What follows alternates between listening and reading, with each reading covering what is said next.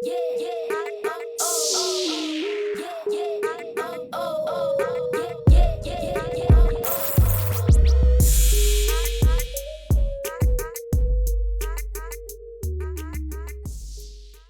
guys, welcome back to my channel. If you are new here, please consider subscribing, hit like on this video, drop a comment, please share, turn your post notification bell on so you do not miss an upload. I've been asked on TikTok how to become a teacher in Canada. I don't know why TikTok, because I don't even post Canada content on TikTok anymore, and I barely even posted any, but that's where people reached out to me, so I decided to do this video. So guys, in today's video I will be telling you how to teach in Canada if you were internationally certified. This video will basically be the rundown of it all. The first thing that you will need is to be certified in the area.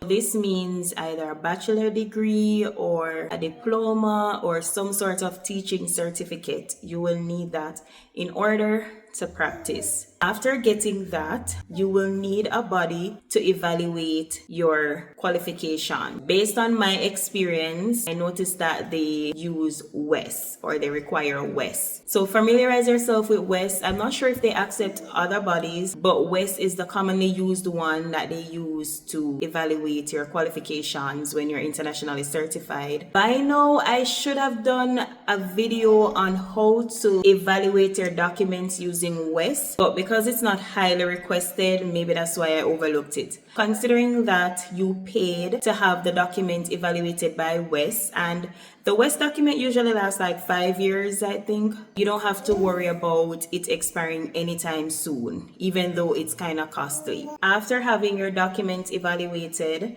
now it's time to contact the certification body in the province that you are interested in. Please note that your certification is valid in the province in which it was issued. So make sure to do your research before proceeding. Once you find the province that you are interested in, you are going to go on Google and type something like Ontario Board of Teachers or Saskatchewan Board of Teachers or Alberta Board of Teachers. It will give you the correct link. While that may not be the correct term, it will lead you to the right link that you will need. Or you can search something like how to become certified as a teacher in whatever province you're interested in, and I'm pretty sure it will lead you to the correct link that you are looking for. When you're there, it will tell you the criteria, or it will give you the criteria or the documents that you need in order to become certified. So for example, a police report or a transcript or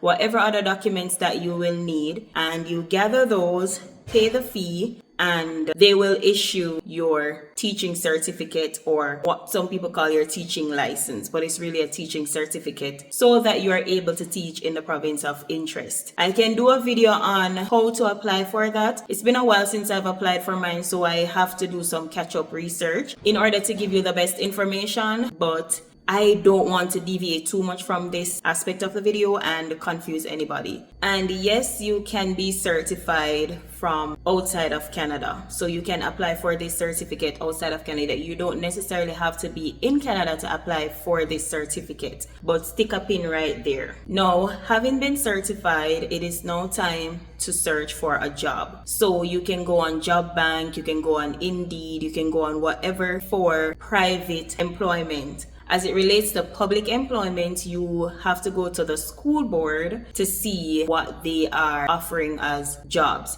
But please note that most of the provinces have like a public school board and a private school board. If you're going to work in the private field, it's kind of the same criteria, but there are a little bit of difference there. So for example, some of the private school boards are religious based, so like Catholic, and while most of the requirements are the same, some might ask you for like a religious philosophy or something to that extent. So if this is clashing with your religion or your denomination, you may not want to apply, or you may not be the best candidate. So I think I said one is public and one is private. That's correct, but one is more religious based. I think they are both publicly funded, but one is religious based. Correct me if I'm wrong. But the point is, one is easier to get into because it requires less. So I just explained the religious based one. Now I'm going to talk about the public one. So for this one, it's just general requirements that most people have. You know, you have your bachelor's degree and everything else. Basically, once you're a certified teacher, you meet the requirement to work there. Once you have a teaching certificate that you would have got from Canada, then you are good to go, considering that you passed the interview. So you apply to whichever you want to work with, but I'm just gonna go with the public because that's the one that I work with. Once you apply, as with a regular job, once you meet the requirements, they're gonna contact you for an interview. When you go to the interview, it's pretty easy for anybody who is a teacher. Like once you have studied, you don't even have to practice as a teacher. Once you have studied, you would have gone through courses that would help you with this interview. And I cannot speak on every school board in every province, but I want to believe that they are similar. So with the board that I am with, and I don't want to say because I don't want to put such information out, I feel like it's just too much for the public. But based on the board that I am with, in the interview, they ask you like score-based questions. So you are marked, I think, out of 100. I feel like each question was marked out of 20. So you are asked a series of questions, some of which are scenario-based. So for example, you have an indigenous student in your class. How do you cater to that student considering that they are a minority? If you are an international teacher, depending on where you were certified, you may have never encountered an indigenous student in your class, but you can transfer your knowledge by saying that you have worked with other students, perhaps from a volatile area, or you have worked with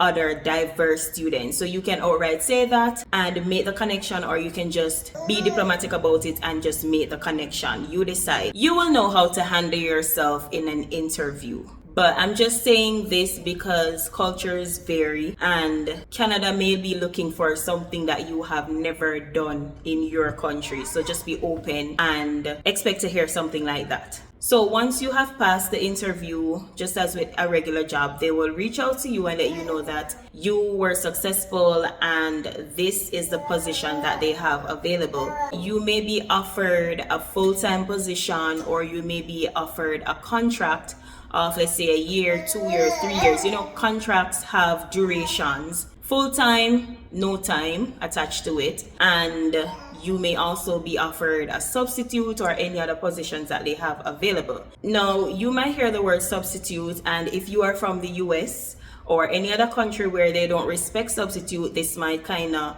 you know, raise a flag in your head like, what is this? But actually in Canada, they do respect substitute teachers and it's a flexible position. In fact, some substitute teachers get the same amount that regular teachers on the lowest scale are paid. It's just that you do not get certain benefits like health benefits, and you know, it's kind of like a competition to get your hours. They're not fixed. So like with a regular contract or full-time teacher, your hours are fixed. You know, you go to school every day unless it's like a holiday or a break. But with a substitute teacher, you only go once you get a job, you know? So it's kind of different, but it's not scary. So you accept the position and you start working. But this is where I said stick the pin. We're back to the pin. So remember that you are outside of Canada. If you're inside of Canada, then you are good to go. But if you are outside of Canada, it might be a bit tricky for you at this moment because you will need to prove that you can legally work in Canada.